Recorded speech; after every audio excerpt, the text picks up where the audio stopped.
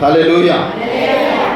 లూకా సువార్త 19వ అధ్యాయము 41 నుంచి మనం కిందకి చదువుదాం. 41 నుంచి 44 వరకు. ఆయన పట్టణమునకు సమీపించినప్పుడు దానిని చూచి దాని విషయమై ఏడ్చి, నీవును ఈ నీ దినమందైనను సమాధాన సంబంధమైన సంగతులను తెలుసుకొనిన ఎడల నీకెంతో మేలు. ఏమన్నాడు అక్కడ? కానీ ఇప్పుడు అవి నీ కన్నులకు మరుగు చేయబడి ఉన్నవి.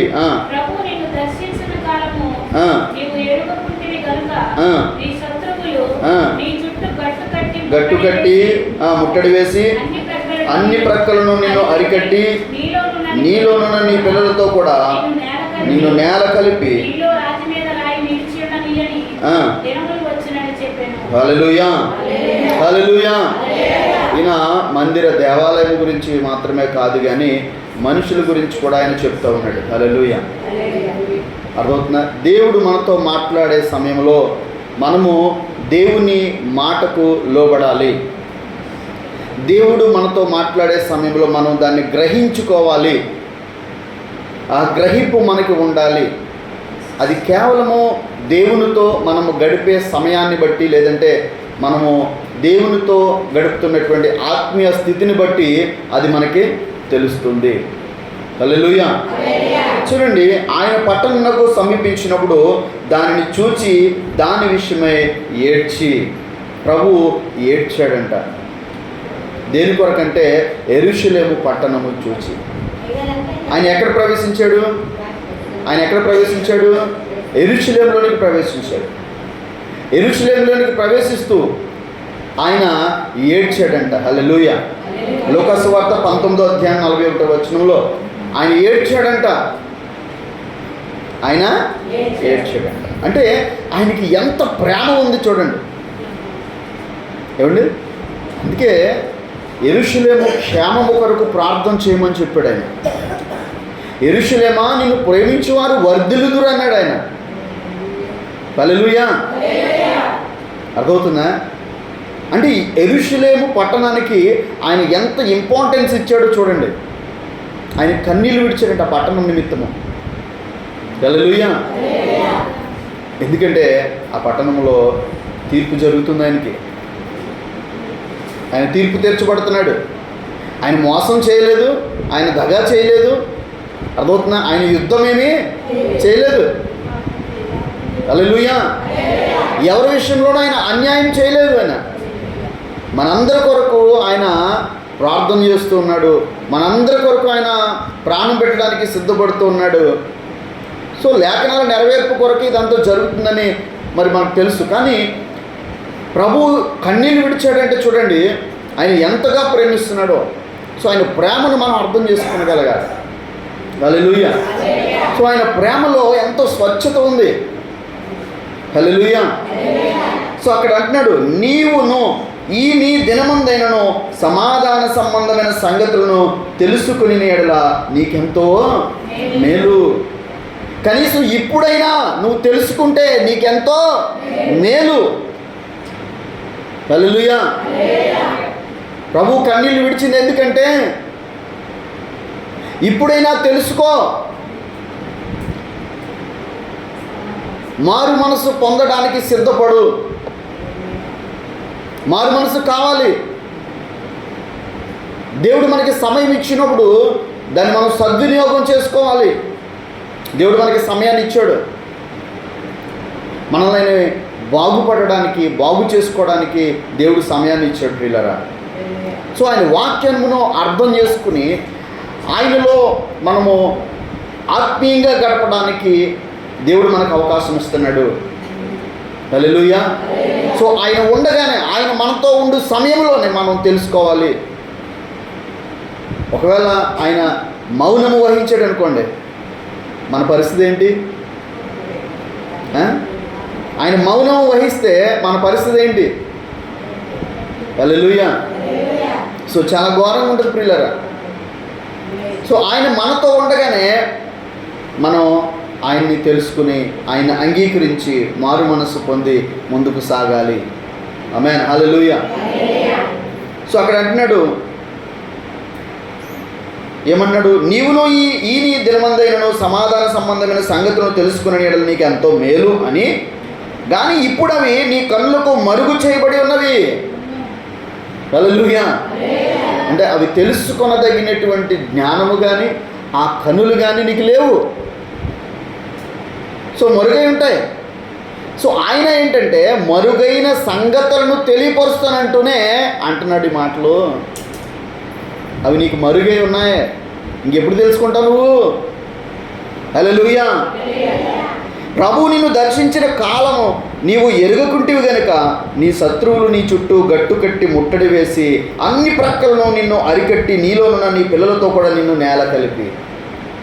చూసారా అపవాది ఎంతగా మరి నిన్ను లోపరుచుకుంటుందో చూసారా. ఎందుకంటే నువ్వు దేవుని అంగీకరించడం లేదు, దేవునికి ఆ సమయం నువ్వు ఇవ్వటలేదు, దేవునికి నీ హృదయాన్ని ఇవ్వటలేదు, మారు మనసు పొందడానికి నువ్వు సిద్ధపాటు లేదు నీలో. ఎందుకంటే లోకము మనలో చాలా హెచ్చుగా ఉంది. సో మారు మనసు పొందాలి మనం. నేడే రక్షణ దినం అన్నాడు ఆయన. హల్లెలూయా. సమయం ఉండగానే ఏం చేయమన్నాడు? చక్కబెట్టమన్నాడు. వెలుగు ఉండగానే, హల్లెలూయా, వెలుగు ఉండగానే మనం చక్కబెట్టాలి. నిన్ను సిద్ధపరచుకోవాలి, నిన్ను నువ్వు కడుక్కోవాలి. హల్లెలూయా. నిన్ను బాగు చేసుకోవాలి, నీ కుటుంబాన్ని బాగు చేసుకోవాలి, ఆత్మీయతలో మనం స్థిరపడాలి, ఆత్మలో వర్ధిల్లాలి. ఆయన వాక్యం అంటుంది, ప్రియుడా నీ ఆత్మ వర్ధిల్చున్న ప్రకారం నువ్వు అన్ని విషయాల్లో వర్ధిల్లేదు, వర్ధిల్లుతావు నువ్వు. దేవుడు అవకాశం ఇస్తున్నాడు. హల్లెలూయా.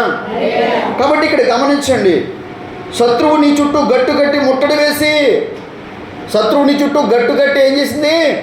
ముట్టడి వేసింది. హల్లెలూయా. అర్థమవుతుందా? నువ్వెందుకు విజయం సాధించలేకపోతున్నావు, ఎందుకు వెనకబడినావు అంటే శత్రువు నీ చుట్టూ గట్టు కట్టి ముట్టడి వేసింది, అన్ని ప్రక్కలా ముట్టడి వేసిందంటే నిన్ను. సో నీకు అర్థమవుతుందా? నీకు తెలుస్తుందా? ఏమండి, ఒకవేళ నువ్వు దేవునితో ఉంటే నీ పరిస్థితి ఏంటి? నువ్వు ఇంకా అపవాది సంబంధమైన తలంపుల్లోనే ఉంటే నీ పరిస్థితి ఏంటి? హల్లెలూయా. సో దేవుడు మనకి హెచ్చరిస్తున్నాడు. ఆయన మన కొరకే కన్నీళ్ళు విడుస్తున్నాడు. ఆయన ఏడ్చి అన్నాడు, ఆ పట్టణం కొరకే ఏడ్చాడంట. ఆయన మన కొరకే ఏడుస్తున్నాడు. ఆయన ఆ పట్టణానికి ఎందుకు వెళ్ళాడు? మన కొరకు ప్రాణం పెట్టడానికి కదా బయలుదేరాడు. హల్లెలూయా, హల్లెలూయా. సో ఆయన ఏడ్చేది మన కోసమే, ఎవరి కోసమో కాదండి. సో శత్రువు నిన్ను ముట్టడి వేసి ఉండగా ఆయన చెప్తున్న మాట ఏంటంటే నీ కన్నులు తెరవబడాలి. ఈ యుగ సంబంధమైన దేవత మనకి ఏం చేసిందంట? మన కన్నులకు గ్రుడ్డితనమును కలగజేసిందంట. మన కన్నులకు గ్రుడ్డితనం ఉంది, అందుకే మనకు అర్థం కావట్లేదు. మన చుట్టూ అపవాది ఏ వేసింది? గట్టు వేసిందంట. ఆ గట్టుని మనం దాటలేకపోతున్నాం ఈరోజు. హల్లెలూయా. ఆ గట్టును నరకాలి మనం, ఆ గట్టుని దాటాలి మనం, ఆ గట్టుని పడగొట్టాలి మనం. హల్లెలూయా.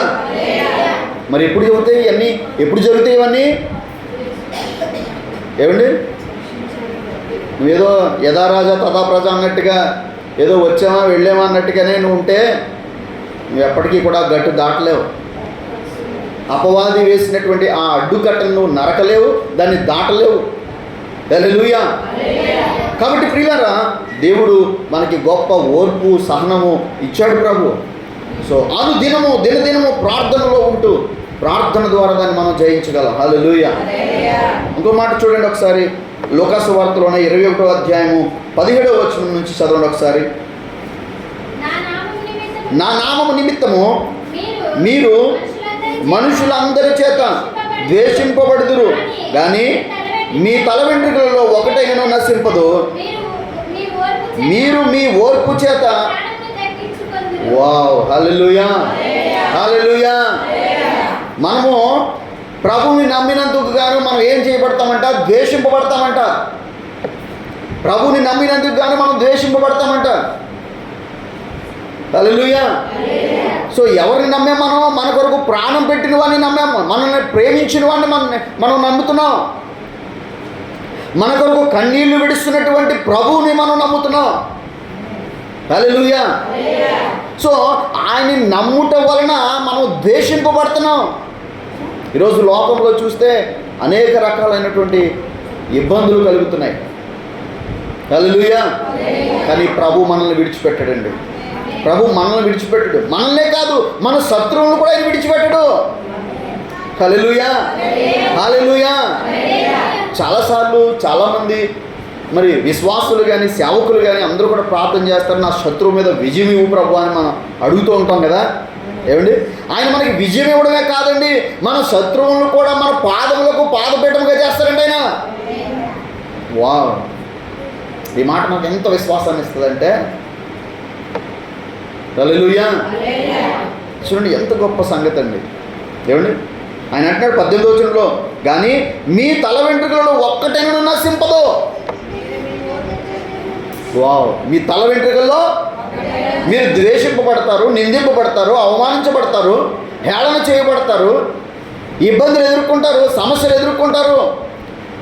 కానీ మీ తల వెంట్రుకలో ఒక్క వెంట్రుకైనా కానీ, హల్లెలూయా, హల్లెలూయా, హల్లెలూయా.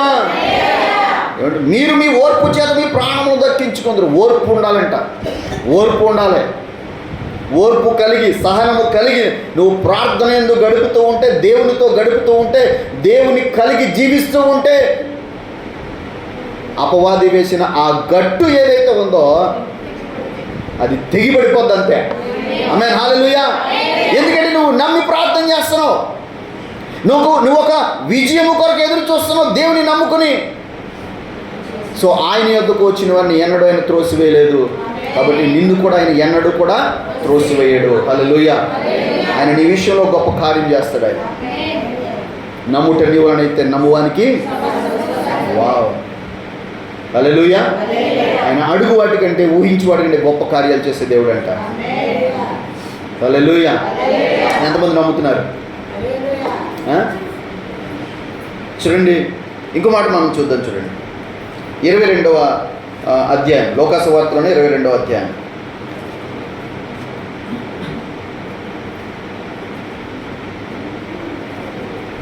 37వ వచనం. 22వ అధ్యాయం 37వ వచనం. ఆయన అక్రమకారులలో ఒకడుగా ఎంచబడినని వ్రాయబడిన మాట నా యందు నెరవేరవలసి ఉన్నది. ఏలయనగా నన్ను గూర్చిన సంగతి సమాప్తమవుచున్నదని మీతో చెప్పుచున్నాను. నేను నన్ను గూర్చిన సంగతి సమాప్తమవుచున్నదని, ఇంకా నా సమయం అయిపోతుంది అని ముందుగానే చెప్తున్నాడు. ఈయన నా సమయం అయిపోతుందని ముందుగానే చెప్తున్నాడు. ఎందుకంటే ఈయన నిన్న నేడు నిరంతరము ఏకరీతిగా ఉన్న దేవుడు. హల్లెలూయా. సో ఆయనకి జరగబోయే దాని గురించి తెలుసు కాబట్టి ఆయన చెప్తున్నాడు. ఇక్కడ ఏమంటాడు? ఇక్కడ నన్ను గుర్చిన సంగతి సమాప్తం అవుచున్నదని మీతో చెప్పుచున్నాను నేను. హల్లెలూయా. అయినా అక్కడ ఉన్న శిష్యులు గ్రహించలేకపోతున్నారు. దేవుడు ప్రభు యేసుక్రీస్తు వారు సిలువకి అప్పగించబడే సమయము దగ్గర అయిందని ఏమండి వాళ్ళు గ్రహించలేకుండా ఉన్నారన్నమాట. వాళ్ళకి తెలియదండి పాపం. హల్లెలూయా. ప్రభువుకి అంతా తెలుసు, ప్రభువుకి తెలియనిది కూడా లేదు. ఇంకా కిందకి చదివితే 39వ వచనం చదివితే, తర్వాత ఆయన బయలుదేరి తన వాడుక చొప్పున ఒలీవల కొండకు వెళ్ళగా శిష్యులను ఆయన వెంట వెళ్ళిరి. ఆ చోటు చేరి ఆయన వారితో, మీరు శోధనలో ప్రవేశించకుండానట్లు ప్రార్థన చేయుడని చెప్పి, మీరు శోధనలో ప్రవేశించకుండానట్లు ఏం చేయాలంట? ప్రార్థన చేయాలంట. హల్లెలూయా. సో ప్రభువు కూడా చేస్తున్నాడు ఇక్కడ ప్రార్థన.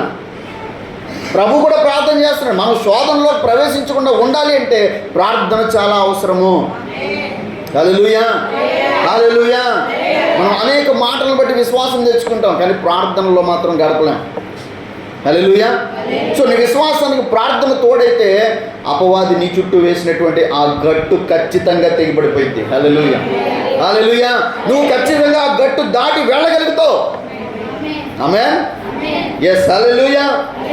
41వ వచనం, వారి యొద్ద నుండి రాతి వేద దూరం వెళ్ళి మోకాళ్ళుని, తండ్రి ఈ గిన్నె నా యొద్ద నుండి తొలగించినప్పుడు నీ చిత్తమైతే తొలగించుము, అయినను నా ఇష్టము కాదు నీ చిత్తమే సిద్ధించునుగా. కానీ ప్రభువు కూడా ప్రార్థన చేస్తున్నాడు.